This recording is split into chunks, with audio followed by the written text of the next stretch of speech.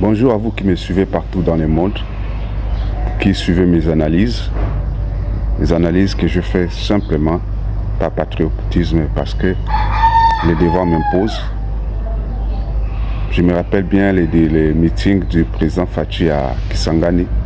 Il avait demandé à tous les Congolais, quel que soit l'endroit où vous vous trouvez, si vous pouvez faire quelque chose pour votre pays, faites-le. Que vous soyez en Asie, en Europe, si vous pouvez faire quelque chose qui peut faire pousser ces navires, le Congo, vous devez le faire. Voilà pourquoi moi j'ai choisi. J'écoute les nouvelles de mon pays, j'analyse la vie politique. Si je peux donner un conseil, je le donne. Certainement, nos vidéos sont suivies. Quand je vois comment les gens répondent, comment on arrive à faire des commentaires, c'est que nous sommes un peu suivis. Donc, c'est ma chaîne PLFC News. C'est là où j'ai choisi pour faire mes analyses. Aujourd'hui, j'aborde un sujet qui est aussi préoccupant comme les autres sujets concernant les dialogues. Faut-il faire un dialogue au Congo? Dernièrement, le président Félix était à Bruxelles. Les gens ont posé des questions concernant les dialogues. Il a répondu concernant les dialogues. Est-ce qu'il y a une nécessité? Est-ce qu'il y a une nécessité aujourd'hui de faire un dialogue? Je vais d'abord commencer par expliquer ce que c'est qu'un dialogue. Quand je vois le dictionnaire Larousse ou bien Robert,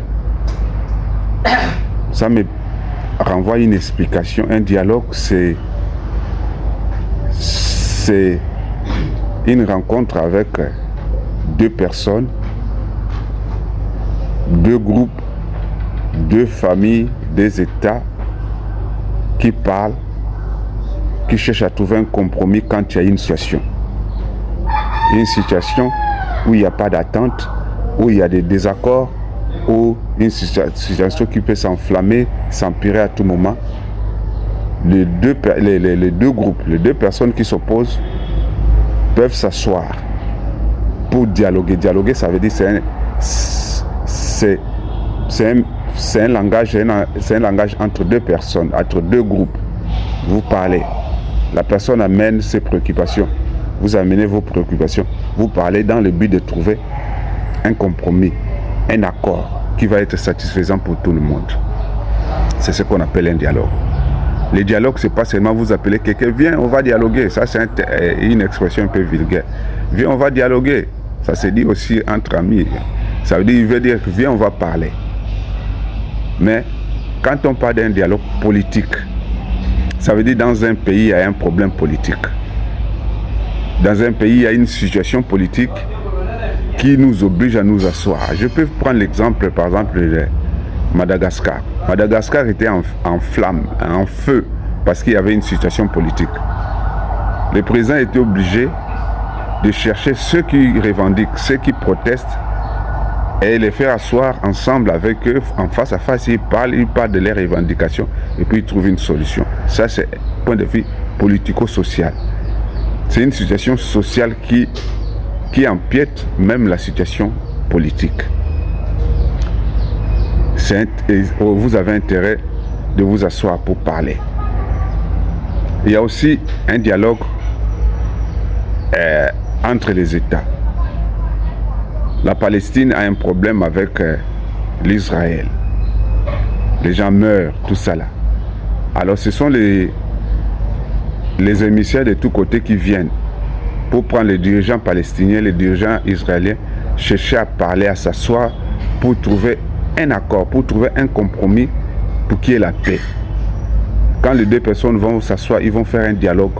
C'est un dialogue politique pour amener la calmie, pour amener la paix. Maintenant, concernant mon pays, la RDC, je me pose la question, quel genre de dialogue qu'on fera? Depuis que Fachi est au pouvoir, à l'époque de l'UDPS de Etienne Tshisekedi Omulumba, on a connu ce qu'on appelle la vraie opposition. Parce qu'à chaque fois, quand il y avait des problèmes, ils sortaient dans la rue, ils protestaient, ils manifestaient. On a connu l'opposition, une opposition radicale. Ça veut dire que l'opposition est là pour contester quand les choses ne vont pas bien dans un pays, pour contester, pour protester contre ce qui se passe dans le pays, dans le sens de ne pas avancer la bonne marche du pays.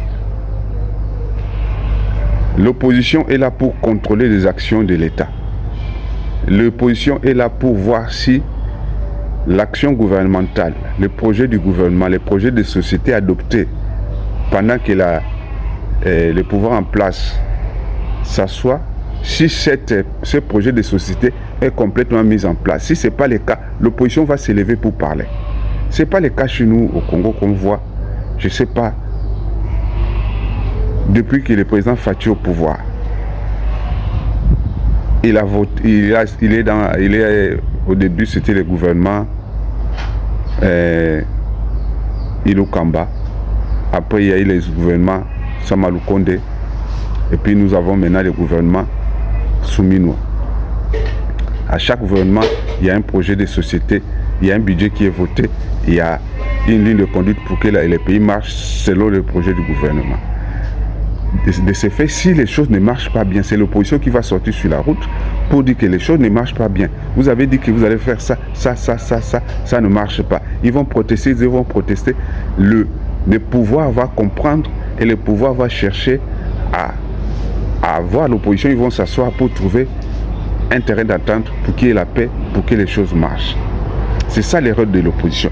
Mais depuis que le président Félix est au pouvoir, on n'a pas vu un individu qui s'appelle opposant faire ce genre de choses, ou bien un groupe, ou bien un parti politique, ou bien un groupe de partis politiques marcher dans la rue pour faire ce qu'on appelle une opposition politique. Ce qui veut dire, s'il n'y a pas de manifestation, s'il n'y a pas de contestation, si l'opposition ne réclame rien, c'est que tout va bien. Alors, si tout va bien dans un pays, à quoi bon sert un dialogue? Le dialogue sert quand il y a une situation. Je pars dans un pays, chez nous au Congo, en République démocratique du Congo, entre nous les Congolais, que ce soit les Congolais de la diaspora, que ce soit les Congolais qui sont restés au pays, de l'Est, du Nord, du Sud, partout, on n'a pas un conflit politique ou bien un conflit social. Le problème que nous avons au Congo, le problème qui concerne nous tous les Congolais, c'est un problème que nous avons été agressés par une force extérieure du pays, une force étrangère.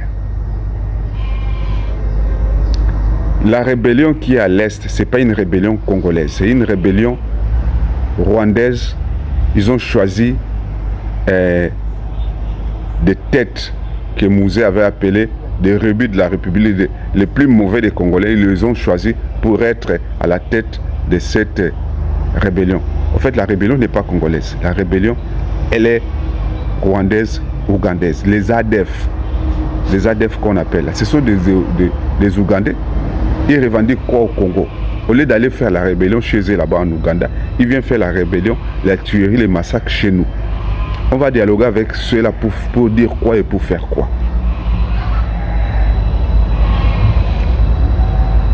Quand Chole et Ambongo brandissent la carte du dialogue,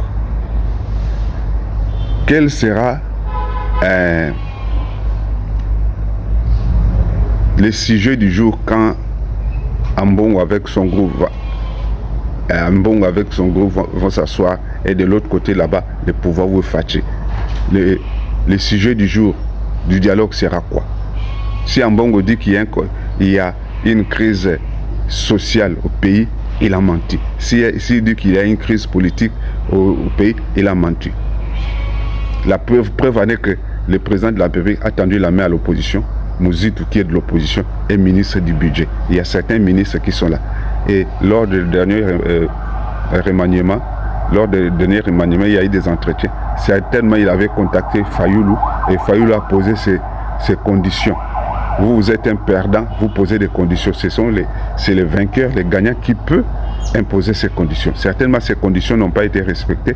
Voilà pourquoi Fayoulou, on ne les retrouve pas dans le gouvernement. Si le président voulait être trop large, il pouvait proposer un poste de Premier ministre, un poste de haute responsabilité à Fayulu, s'il acceptait, alors à quoi ça allait servir une opposition? Nous n'avons pas d'opposition au Congo. Nous n'avons pas d'opposition au Congo.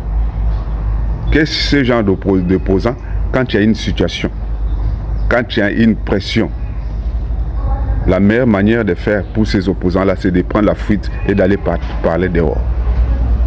Katumbi, quand on essaie de les secouer un peu, au lieu de rester sur place, il fuit, il va parler dehors. Ça, c'est quel genre d'opposition?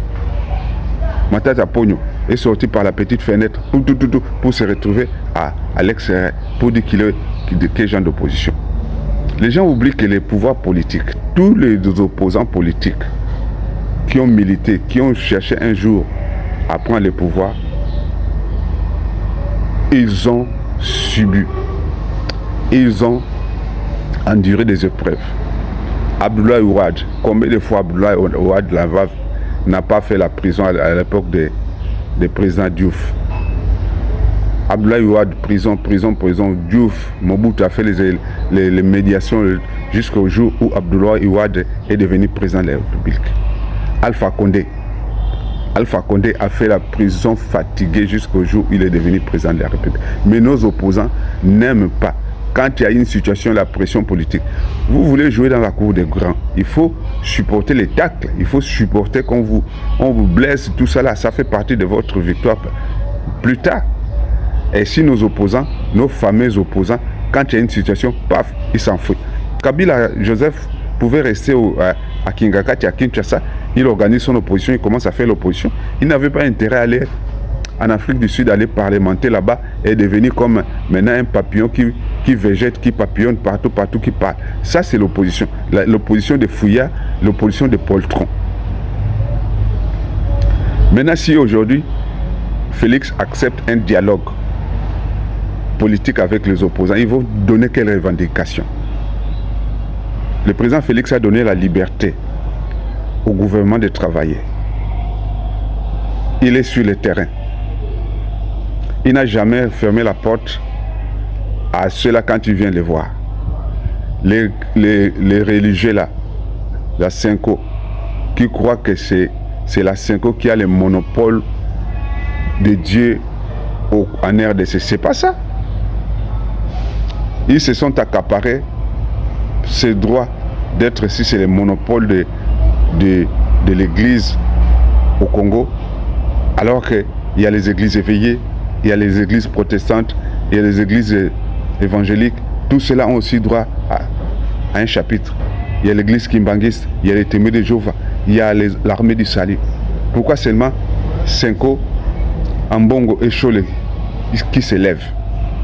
Parce que d'une part, quand le président Fachi a initié le projet de la gratuité de la scolarité, les écoles catholiques ont eu un coup parce qu'ils fonctionnent avec l'argent. Ils sont là, c'est l'argent qui fait fonctionner leur école, ils mettent le budget. Moi, j'ai appris au collège Boboto. C'est pas n'importe qui va aller apprendre au collège Boboto.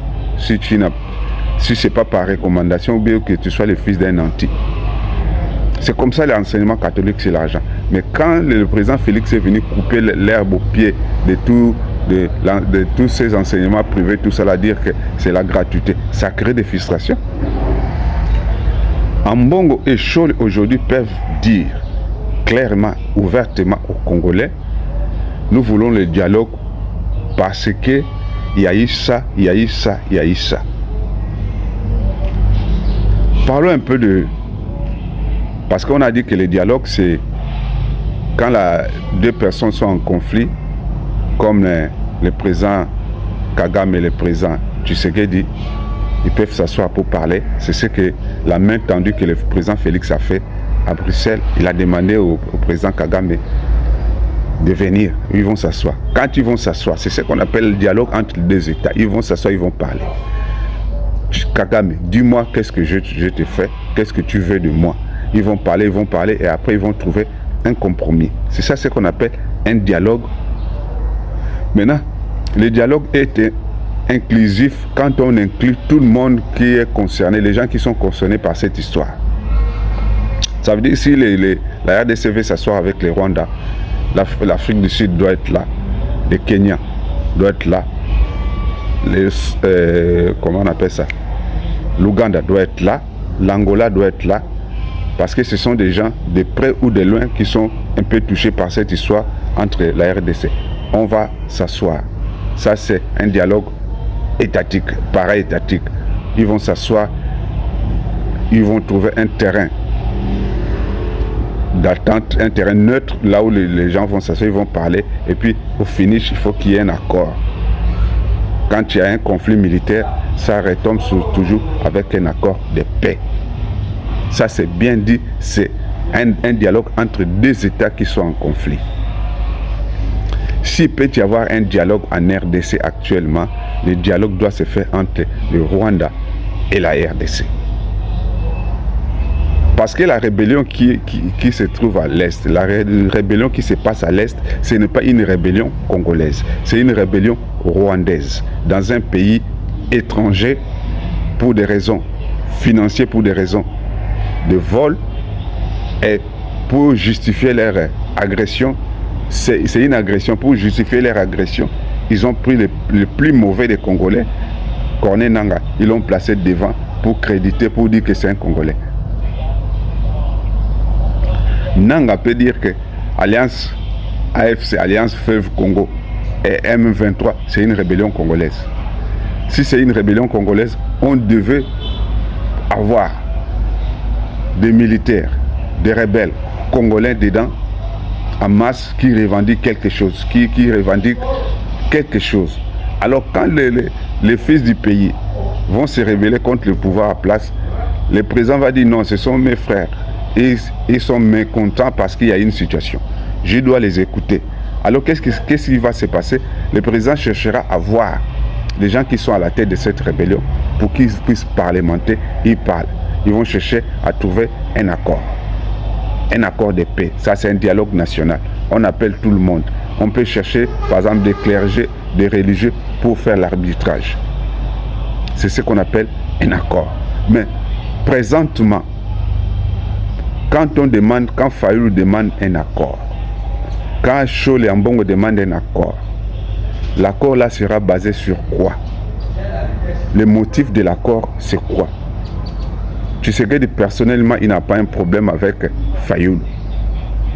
Le pouvoir de Tshisekedi n'a pas un problème avec l'opposition. Depuis que Tshisekedi est au pouvoir, on n'a jamais compris qu'il y a une marche de l'opposition. Les militaires de Tshisekedi ont massacré, ont tué cette marche d'opposition.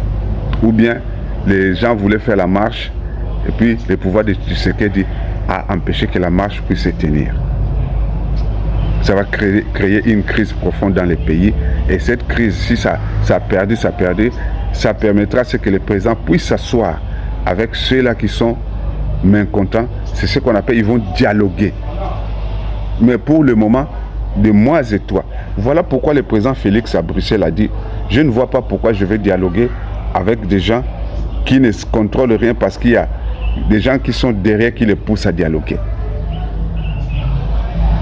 La preuve en est qu'à Doha, quand le président est parti à Doha, quand les pourparlers qui se passent à Doha, c'est entre les Rwandais, les M23 AFC, plus précisément soutenus par les Rwandais, avec les Congos. Ce n'est pas un mouvement congolais. Si nous voulons avoir un dialogue inclusif,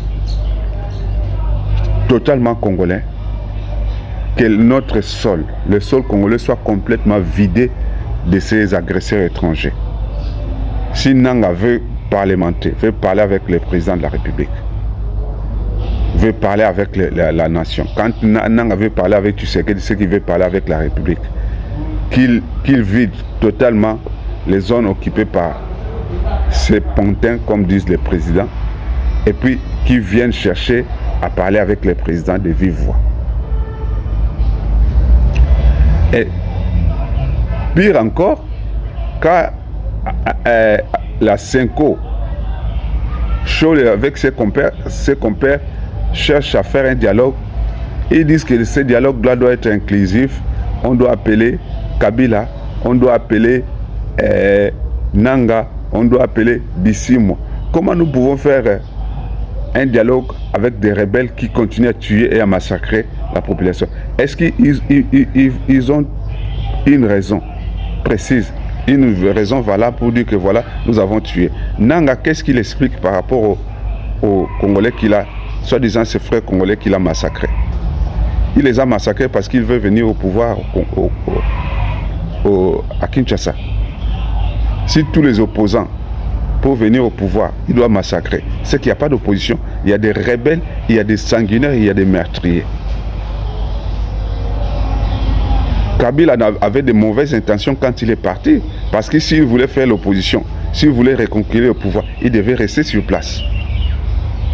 Il organise les FCC, les PPRD, ils ont suffisamment de moyens, ils avaient suffisamment de moyens pour faire un contre-pouvoir à l'intérieur. Lui, il sort pour aller aboyer ailleurs. On ne peut pas jamais avoir. Pour le moment, le président Félix n'a pas besoin d'un dialogue qui n'a pas de sens. Quand Chole va arriver avec Ambongo dans ce fameux dialogue-là, il va chercher à parler de Rwanda, il va chercher à parler de Kabila, il va chercher à parler de Bissimo. Alors ce sont les gens qui sont les dangers de la République, ce sont les gens qui combattent la République, ce sont des gens qui ont endeuillé la République. Alors je me pose la question, les dialogues tant cherchés, tant voulus, tant demandés, les dialogues là c'est avec qui, c'est pourquoi, c'est pour aboutir à quoi? Le président Félix a été élu par rapport à un mandat. Le peuple l'a choisi pour le premier mandat et le deuxième mandat. S'il avait fini son mandat, les 2 mandats, et qu'il a fait un glissement, il a fait un glissement comme on le dit souvent chez nous, alors la population peut sortir dans la rue, faire les désordres, et dans ce cas, on va chercher à soi pour parlementer. Pour le moment, nous ne sommes pas encore là, dans ce cas. J'ai suivi le journaliste Christian Lusakoueno parler avec le ministre Patrick Mouyaya, qui insistait, est-ce qu'il y aura les dialogues? Est-ce qu'il y aura les dialogues? Pourquoi il n'y aura pas les dialogues? Est-ce que Christian Lusakoueno peut nous dire, selon lui qui est journaliste, certainement fait l'investigation, il peut nous dire clairement les raisons d'un dialogue actuellement en RDC?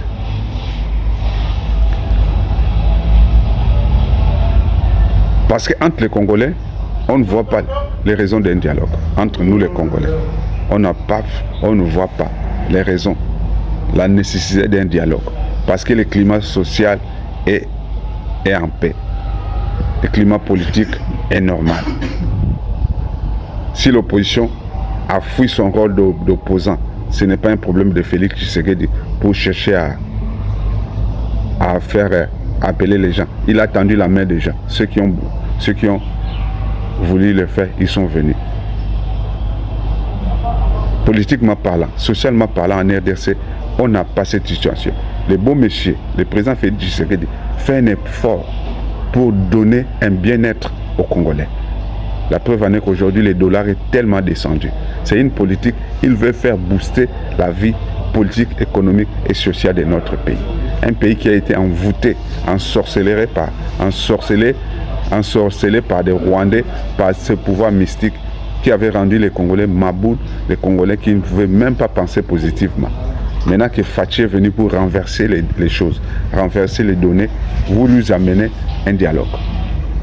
Dans ces fameux dialogues, le plan de ces fameux dialogues, c'est quoi? Ceux qui n'ont pas pu accéder au pouvoir, quand je dis le pouvoir, ce n'est pas seulement au sommet, l'institution Tshisekedi, ceux qui n'ont pas pu accéder à cette institution par les urnes, par les choix du président, vont maintenant chercher à trouver une place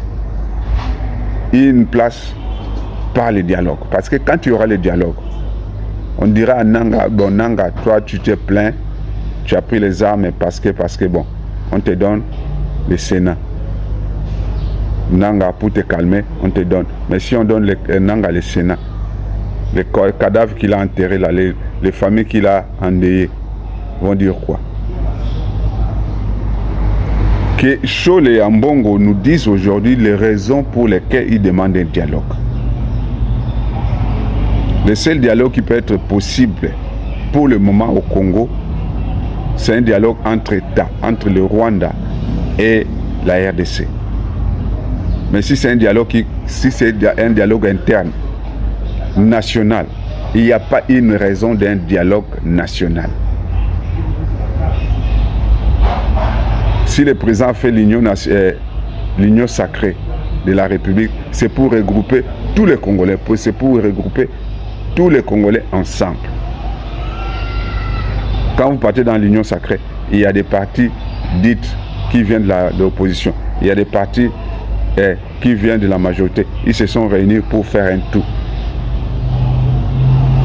Maintenant, l'opposition a intérêt, s'il y a une opposition réellement, a intérêt à s'organiser, sortir dans la rue, donnez-nous les raisons de douter du pouvoir de Fachi. Pour le moment, l'opposition ne nous a pas donné la raison, une raison précise de douter sur le bon fonctionnement du gouvernement Fachi. Ambongo et Chole, au lieu de nous chanter chaque fois, dialogue comme un cantique, donnez-nous les raisons qui vont pousser Félix Tshisekedi à faire un dialogue. Quelles sont les raisons qui doivent pousser Félix Tshisekedi à organiser un dialogue? Si les raisons sont nobles, si les raisons sont fondées, même moi qui suis analyste politique, je viendrai ici dans ma chaîne PLFC News pour dire que le président Félix doit céder, tu dois faire un dialogue parce que les Congolais veulent s'asseoir pour parler. Mais pour le moment, où est la raison? Voilà un peu, je vais parler de cette situation du dialogue. Même les journalistes, voilà pourquoi est-ce qu'il y a même des journalistes. Il y a des gens qui étaient en Europe, qui savaient parler, on les a donné l'argent pour monter des chaînes et au fur et à mesure, ils sont devenus des journalistes. Et sur l'État, comme j'ai déjà une chaîne, il est parti faire une petite formation, on les appelle des journalistes. Ça, un journaliste doit savoir peser, doit savoir analyser. Un journaliste n'est pas un flambeur, n'est pas un pyromane. Il crée les dangers, il allume le feu et puis il va venir chercher à éteindre. Quand Lusaka insiste, est-ce qu'il n'y aura pas les dialogues? Il n'y aura pas les dialogues. Lui, qui est bien enseigné, qui nous dise pourquoi il y aura les dialogues en RDC. Peut-être nous n'avons pas encore compris les raisons d'un dialogue. Ceux qui ont compris les raisons d'un dialogue peuvent sortir ici pour nous dire quelles sont les raisons d'un dialogue. Voici ce que j'avais comme analyse pour cette situation du dialogue. Dans ma vidéo passée, une de mes vidéos, dans les commentaires, il y a un monsieur qui m'a posé la question si je suis journaliste, de quelle obédience, je fais quelle formation. Moi, je ne suis pas journaliste. Moi, je suis un libre penseur, un analyste, un Congolais qui a, entre parenthèses, un intellectuel parce que j'ai été à l'école, je comprends les choses, j'analyse les choses de mon pays. Quand j'analyse les choses de mon pays, je dis non. Je ne suis pas dans le gouvernement, je ne suis pas dans le parlement, je ne suis nulle part. Je suis quelque part, je dois faire écouter ma voix, faire des analyses. Peut-être ceux qui nous commandent, ceux qui nous dirigent, peuvent écouter un jour ce que je dis. Et ça peut faire aussi, c'est aussi pour moi une façon de participer dans la bonne marche de mon pays. Je n'ai jamais fait le journalisme, je ne suis pas journaliste, je suis un libre penseur, je suis un analyste, j'analyse. Et mes analyses sont souvent objectives. Je ne fais pas des analyses partisanes. Je ne fais pas des analyses, je ne suis pas dans un parti. Je ne suis ni de l'IDPS, ni d'aucun parti. Si je soutiens le président de la République, c'est normal, c'est logique parce que c'est le président qui a la tête du pays. Si vous suivez toutes mes vidéos, vous allez voir qu'il y a des vidéos où j'avais condamné une certaine attitude du président par rapport à ce qu'il a fait. Et certains m'ont suivi sur mes vidéos, il va comprendre que non. Quand le président agit bien, on les soutient. On les pousse à aller encore de l'avant. Quand il agit mal, on se manifeste pour qu'ils comprennent que non, là j'ai mal agi, voilà le peuple comment c'est fait. Si nous voulons aider notre président, si nous voulons aider Fachi, à chaque fois quand il agit bien, on l'encourage. Quand il agit mal, on dénonce. C'est ça là. Mais je n'ai pas besoin d'être journaliste pour le faire. Je suis un Congolais, je comprends, je parle et les gens me comprennent.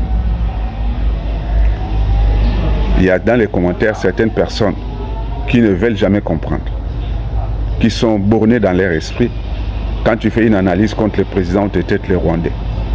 Quand tu fais une analyse qui soutient le président, on te dit non, toi tu es vrai. Non, c'est pas comme ça que ça doit marcher.